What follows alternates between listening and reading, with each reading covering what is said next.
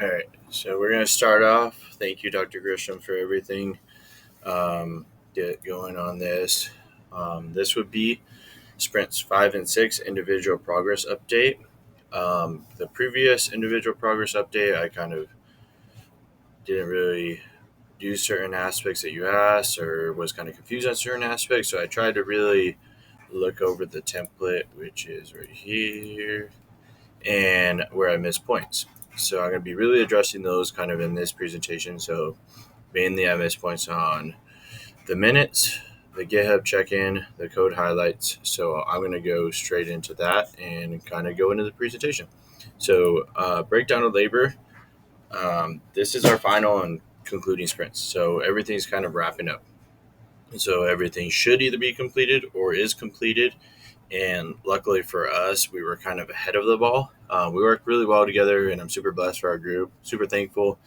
And it's been honestly such a learning experience with Flutter and Firebase and just coding in the atmospheres. Currently, I am not at home. I'm away at work. I'm in Vegas, so if there's any difficulties in understanding me or anything like that, it's because I'm on a headset and I'm on my laptop. So I tried to do a demo on my laptop, but my home computer runs it better. So I did some screenshots and some stuff like that from a previous demo that we did, um, and kind of hope that will work. I know our final YouTube video as a group will show a full demo of everything, the functionality. I haven't downloaded it on my phone yet, which I will do as of tomorrow. But just kind of want to get a synopsis of that as well and show you just like kind of what I worked on specifically, so I can show you my part in creating this application that I really am ecstatic for. I think it's something that we could branch off and give to the universities and students could use eventually. But I think it's our selling point, like Dr. Grisham has said, is just the universities. And I know when I was there, I had to go off for work, unfortunately. But when I was there for the event, it was a huge hit and people really liked it. And when they really understood the concept, we got talking about it, they were like, that's really cool and has a lot of purpose and kind of can be something good. I just think the AI interaction is something that hasn't been touched yet, and we hit the mark with it, so it's kind of nice. So I'll stop jabbering and kind of get into the breakdown of labor. Okay, so previously I was working on the navigation bar, kind of almost done with it, is completed. I had some help kind of completing it, but I got to a good point and then we kind of wrapped it up.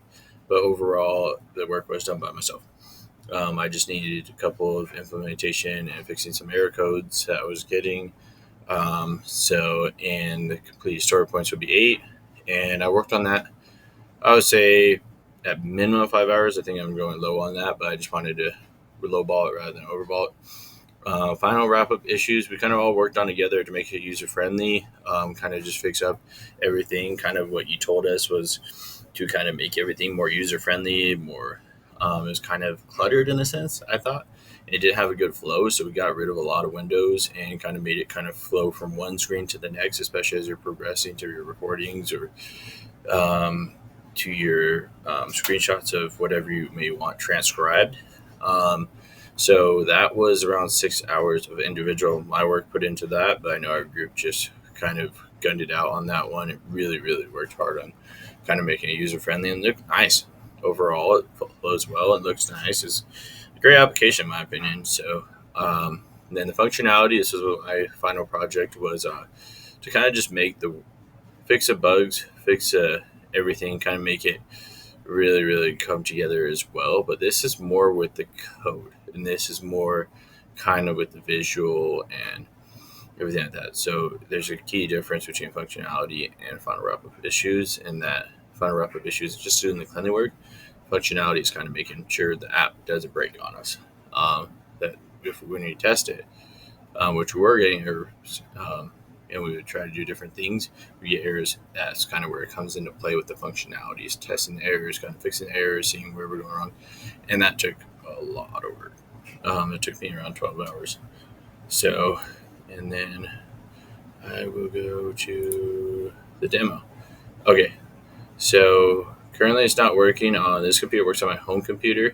For some reason, my laptop does not want to run any of the Dart systems or the SDK to run the demo of the application.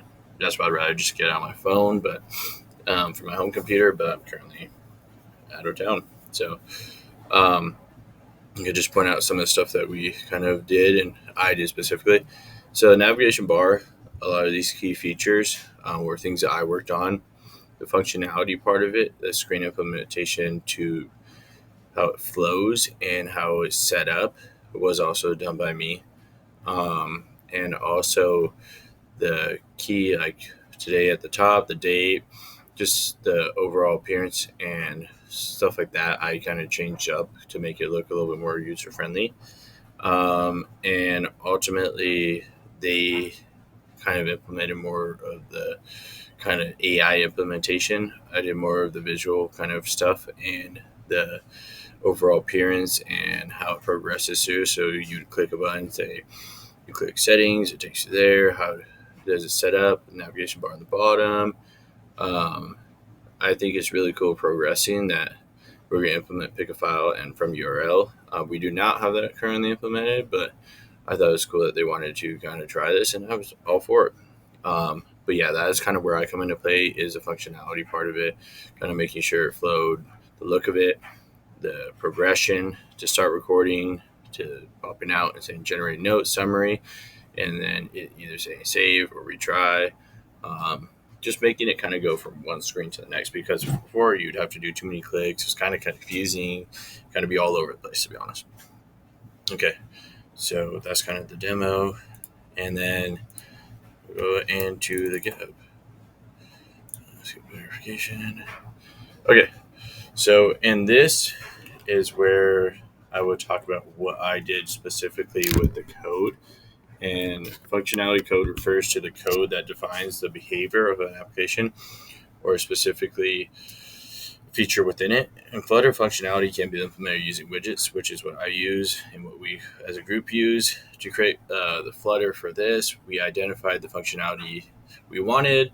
Before we start writing the code, we need to have a clear understanding of the functionality that I wanted to add and that us as a group wanted to have, because there's a key difference there. Creating a new widget, once you know what functionality you want to implement, you can create a new widget with the functionality. So we kind of had a debate on this one, and I'll show you kind of where is it? Sorry about this. I just did it. Oh, there's branches. Okay, there we are. So as you see, transcription view and kind of our implementations as we kind of progress of pulling it through, and we had a lot of pulls. It was kind of confusing. I think that would be something I would have to get used to working this career and working with groups, is kind of everyone just putting all their information at once and kind of going overlapping, and kind of my code would work and then all of a sudden it wouldn't work. And I'd be like, what happened? And it'd be like, oh, well, someone else's code conflicts with my code. And it was just kind of one of those things when we went into testing, it was like, oh, and I think that's an issue that was kind of difficult to get used to in this project, but I think I would do better next time. But just talking about my code. So I did a Stratful widget, and I did this in the main class.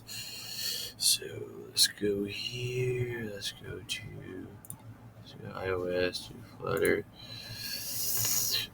So this is debug. No, I'm gonna go back. Sorry about that. It's been a minute. GPT. No, me. Okay. There it is. There we go. Okay. So in this, we have the implementation of everything that kind of draws the main, and this is a. So I did a set state, and the widget build that I did was a scaffold. So I wanted to return a scaffold and kind of give the theme and then a floating action button. So I wanted to basically have a floating action button because it's just kind of what I would say the industry's kind of doing as a standard now.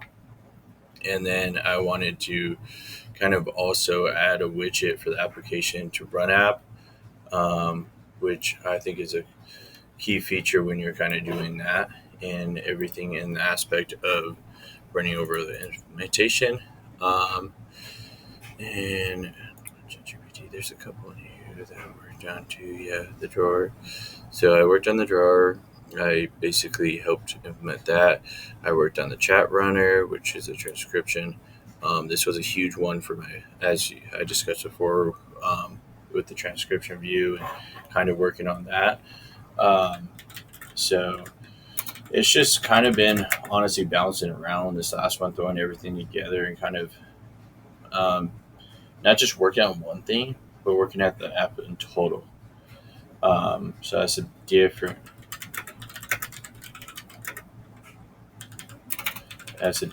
kind of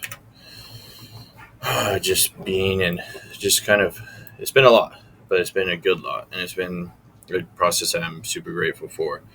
And creating just a transcription view, we wanted to use a list view widget, and we defined a class. And basically, the transcription view has three main classes, which would be the tags, start time, end time, because we wanted it to be on a time because we wanted the audio to record and to build kind of. So that's why it says stateless widget earlier, because that's something we use, and it kind of helps with the kind of list of times and kind of flow of the recording. Right now, we're dealing with kind of an issue with the overall database and kind of storing a big enough file. We have everything that flows, but it's hard to because everything when you want to store into a cloud, it has kind of token system where you need to buy certain amount of data, and with something that say is a lecture like Dr. Grisham was talking about, it's an hour and a half long. That's a lot of data being stored, and we could do it. We just need a database to store it in, and that's where the finances and kind of everything else that's above us as college students kind of comes into play and kind of next step process, I would say. So yeah, and transcription view is just kind of been the homepage of the application, um, and it's been really really interesting. And now I love it because I can create an application from the ground up, and I definitely want to learn more over summer and kind of express more of my coding and background in that over summer. So yeah, that's kind of I know I ramble on, but I want to show you a couple of different things off the top of my head. Um, and then the new code highlights, just as I described, kind of we'll go back here. So what we did from the last sprint is basically what you want to know and what I did from the last sprint. So the application is totally different. It's totally more functional. It's totally easier to use, more user friendly. It's straight to the point. It's you press record, it takes you record. You press start record, it takes you to transcription. You take transcription, you retry, you submit, and it takes you to save transcriptions. It just flows from one place to the next. Before it wasn't like that. You go to transcription view, then you go back and forth. It was just kind of all cluttered. So now there's actually a sequence to everything you press, and there's a purpose to every button you have there, except for the two in the home screen. But those are buttons that we established there for future implementation. So I think that's crucial to kind of name that off and tell you about that. Overall, I think this application is magnificent. I'm very happy with everything, and kind of I want to make sure that I go over everything so that I get everything you want, Dr. Grisham, and you kind of see where I'm coming from. Let me all right. Let's see. Talk about. Okay. Yeah. I just forgot about the navigation part. So okay, I'll talk about that right now. Um, alright. And as you can see, this is our code. This would probably be a better way. I'm more used to seeing it on this and going through GitHub and showing the code there. So as you can see, we've implemented everything.